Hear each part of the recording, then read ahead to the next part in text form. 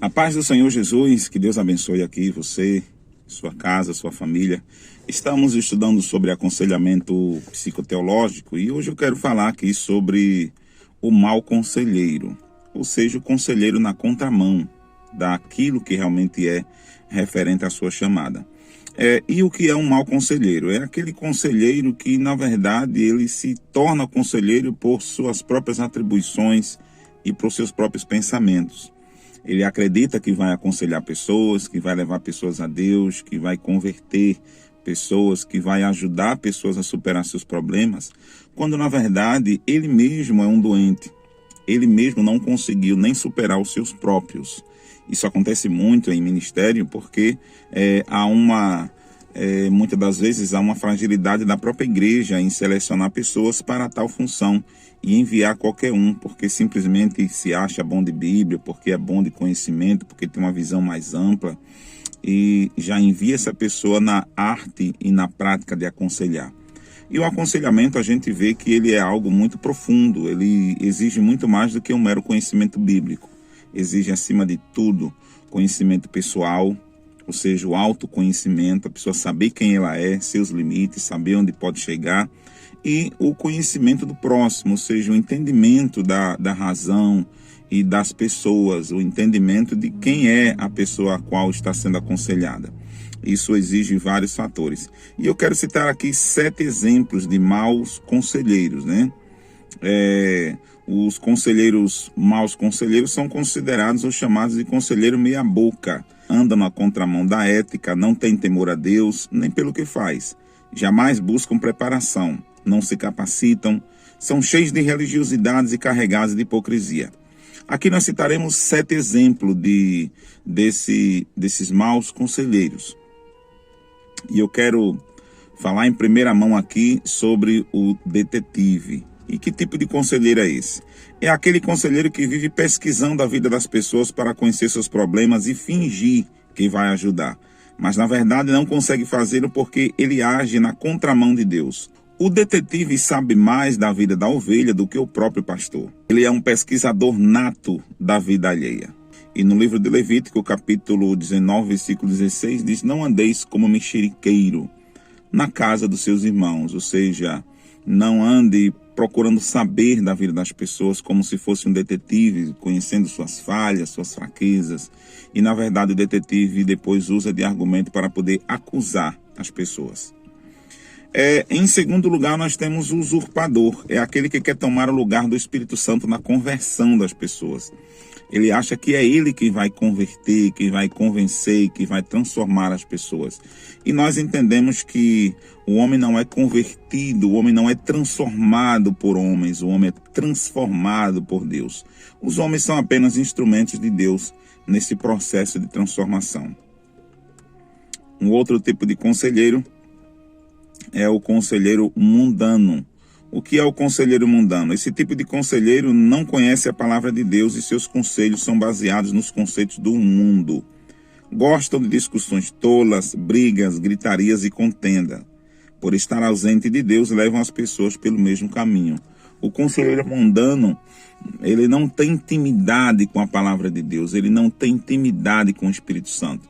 Seus conceitos, suas posições, suas vertentes são sempre baseados em conselhos seculares e mundanos, e não na íntegra da palavra de Deus, e não na essência de Jesus Cristo e do Espírito Santo sobre a vida das pessoas e o querer de Deus para a vida delas. Então, o conselheiro mundano, ele está também em nossas igrejas. Em quarto lugar, nós temos o conselheiro tóxico. E o que é o conselheiro tóxico? Esse é o chamado, o popular, bomba. Ah, pastor, mas o conselheiro bomba ou tóxico, quais são as suas características? Eles têm emoções variáveis, seus conselhos vão depender do estado de alma. Por exemplo, se ele estiver bem com o líder, por exemplo, um exemplo do conselheiro tóxico é que se ele estiver bem com o pastor e com a igreja, com a liderança, ele vai aconselhar, ele vai aproximar as pessoas da igreja, da liderança, ele vai louvar, na verdade, a Deus pela vida do líder que tem. Mas se ele tiver queixa, ele não vai hesitar em falar das queixas que ele tem contra o líder e contra a igreja.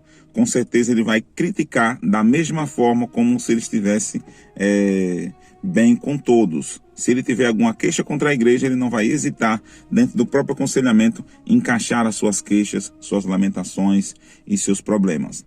O tóxico é desqualificado para aconselhar, pois ele, ao invés de levar o rebanho a Deus, ele pode, muitas das vezes, se tiver bem, leva o rebanho ao caminho certo, mas se tiver mal, ele vai levar o rebanho para o buraco. Em quinto lugar, nós temos o conselheiro, o cético. E o que é o cético? O que nunca vê coisas espirituais, mas é puramente humano e quer resolver os problemas pelos viés dos conceitos psicológicos e filosóficos. O cético desacredita nas ações do diabo no seio da igreja e nunca ora pelos aconselhados. Apenas fala como se o problema não existisse de fato. Precisamos de um pouco de ceticismo, às vezes sim. O ceticismo não nem sempre ele é pecado. Às vezes a gente tem que entender que as coisas precisam ser levadas realmente no âmbito humano, porque tem muita coisa que nem sempre é o diabo. Às vezes é a pessoa, às vezes é a mentalidade da pessoa, mas o conselheiro no aconselhamento sempre tem que entender que, embora as condições e a questão seja humana, Satanás, ele toma posse daquilo ali e ele vai usar aquilo ali a favor do reino das trevas e para a derrota das pessoas. Então, o conselheiro precisa interceder pelas pessoas, precisa orar pelas pessoas, precisa levar Cristo, levar Deus, levar o espiritual ali para o aconselhamento. Em sexto lugar, nós temos o achista.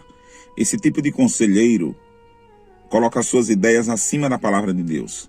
Ele sempre está colocando o que ele acha acima dos princípios da palavra de Deus e está sempre distorcendo as verdades bíblicas e apresentando suas próprias concepções pessoais. Esse tipo de conselheiro é um perigo, pois tudo que o pastor prega na igreja pode ser desmanchado em uma única visita. Em sétimo e último lugar, nós temos o conselheiro desigrejado. É aquele que não tem amor pela igreja. Ele vai ao culto quando quer, aparece se quiser, e quando ele pensa que deve ir, ele vai, segundo as vontades dele, e ele sempre vai dizer que a igreja dele é Jesus, que em casa ele está bem, e isso com certeza será transmitido para a igreja. As pessoas que fazem parte dessa cadeia de aconselhamento vão sempre defender essa mesma ideia, que a gente pode alcançar Deus em qualquer lugar, e de fato Deus está em todos os lugares. Cultuar a Deus é um mandamento.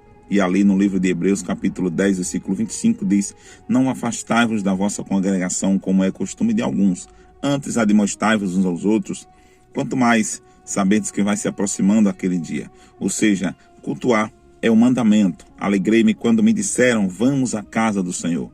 Salmo 122, versículo 1. É necessário que a gente congregue, é necessário que estejamos em comunhão, é necessário que esta comunhão seja praticada entre os irmãos, é necessário que haja o culto, e é necessário que o discípulo esteja no culto. Mas o desigrejado não pensa desse jeito, ele é cheio de achismo, e ele vai dizer sempre que Deus ele encontra na casa dele, que pode assistir um culto pela televisão, que pode assistir um culto lá no YouTube e vai estar abastecido. Mas isso é um erro doutrinário. É necessário que você que participa de uma igreja, de uma congregação, esteja lá nos dias do culto, com seus irmãos, com seu pastor, ali buscando a Deus.